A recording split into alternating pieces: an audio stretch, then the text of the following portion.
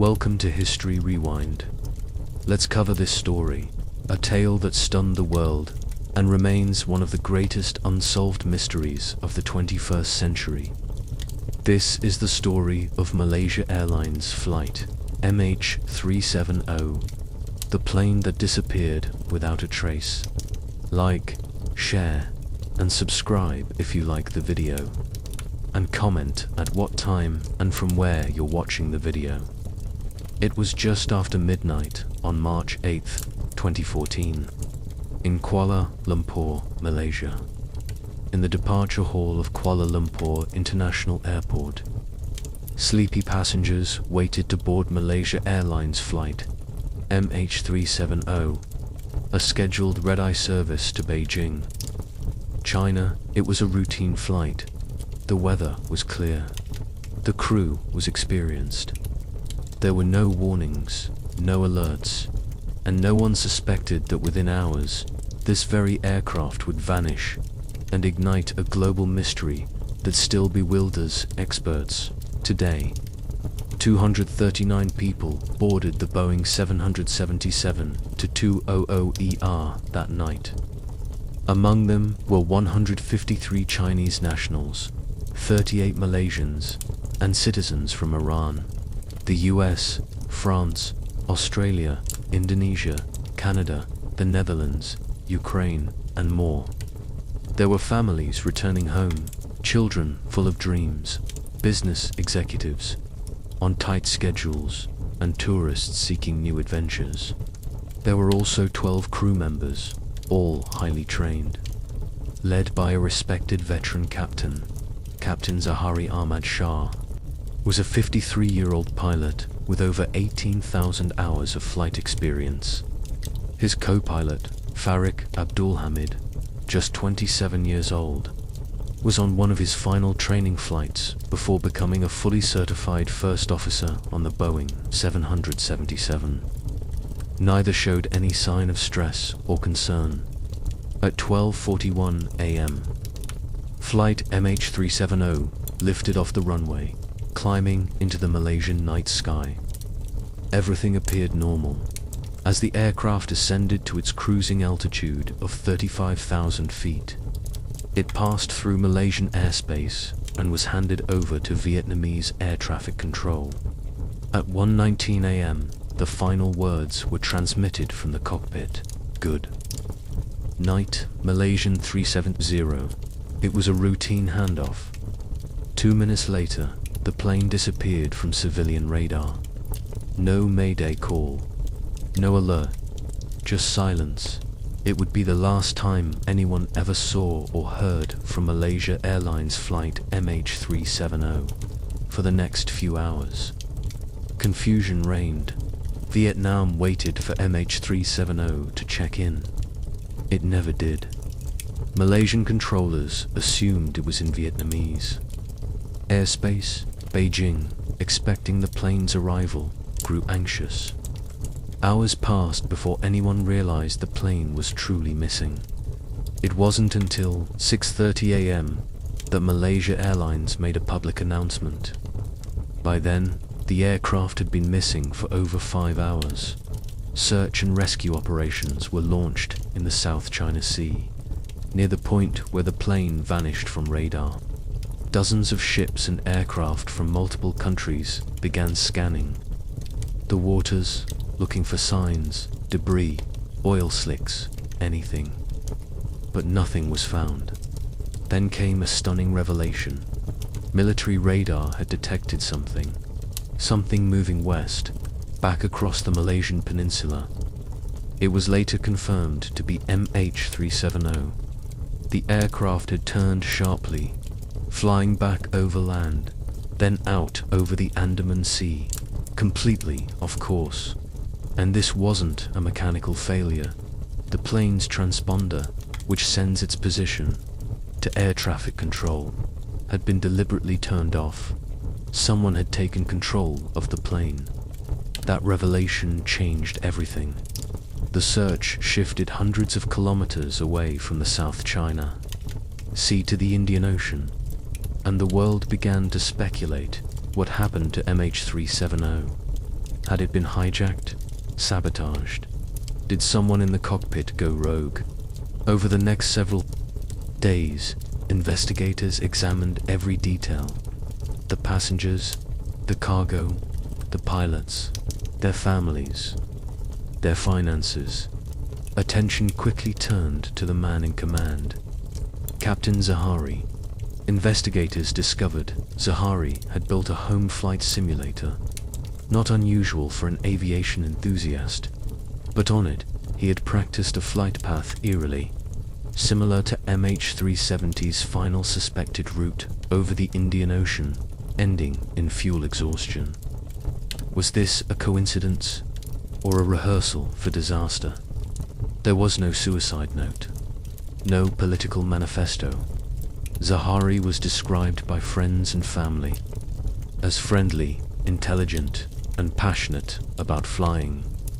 Yet some believed he had planned the entire disappearance, a final, elaborate suicide.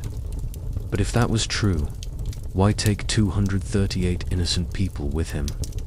Then came the co-pilot, Farek Abdul Hamed, young, newly engaged, full of potential.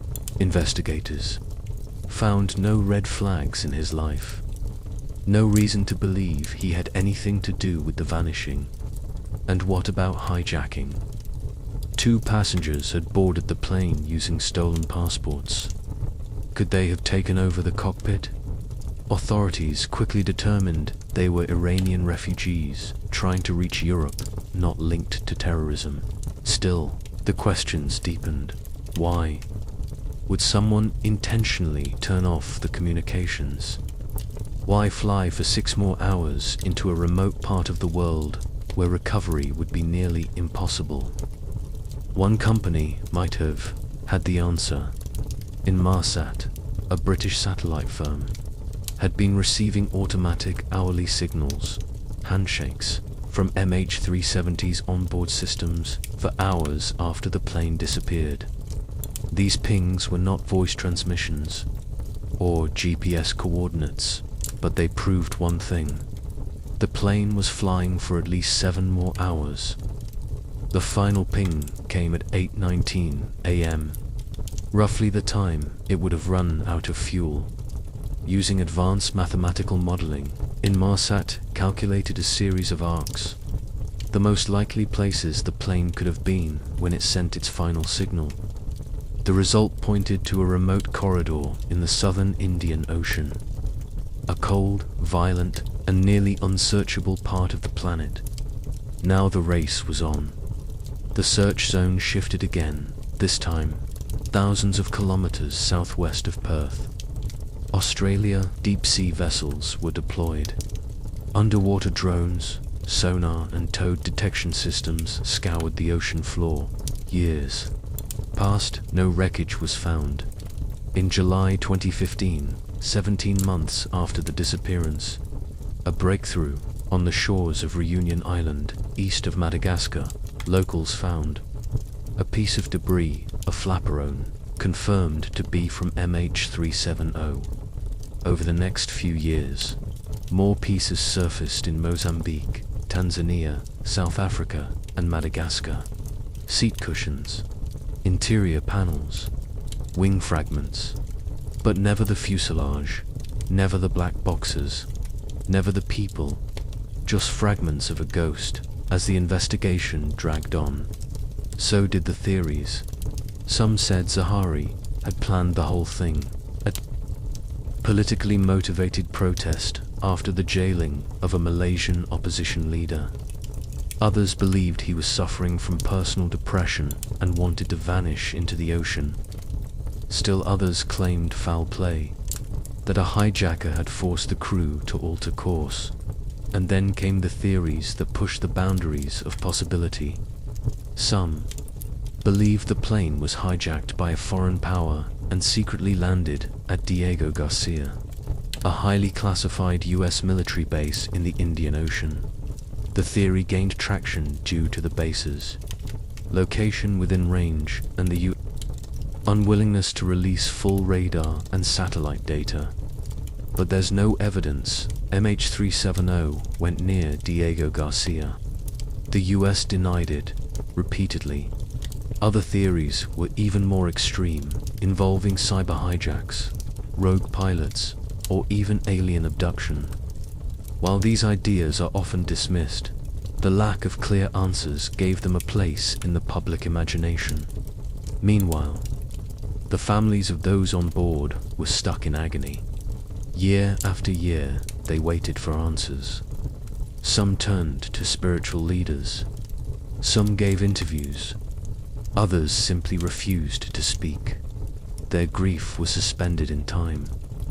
In 2017, after nearly 3 years, the official search, led by Australia, China, and Malaysia, was called off.